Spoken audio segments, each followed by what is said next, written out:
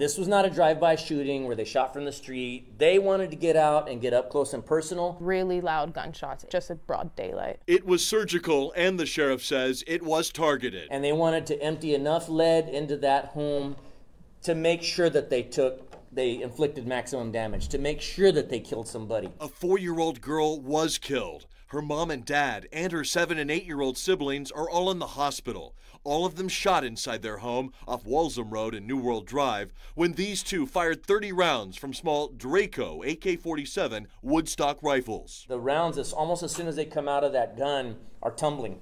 And so when they hit flat. It's a devastating wound that makes. So you can imagine that coming in contact with a little girl, 4 years old. Here's how a neighbor who asked not to be identified described the scene. After the gunshots, we just immediately just started hearing screaming. I initially just got really scared because I know that area just has a bunch of little kids. Now here's a closer look at the getaway car, what investigators believe to be a dark gray Infiniti Q50. The sheriff wants as many people as possible to see these pictures and videos. It's just something that we can't allow to happen anywhere, to anyone, much less a 4-year-old child that had nothing to do with anything. As for the surviving victims, they're still in the hospital, but at last check, the sheriff says their condition is improving. Meantime, he says several units, a huge chunk of the sheriff's office, is working to find these shooters. Is it going to give me great pleasure to charge both of these two guys with capital murder when the time comes? Absolutely it's going to. I can promise you that.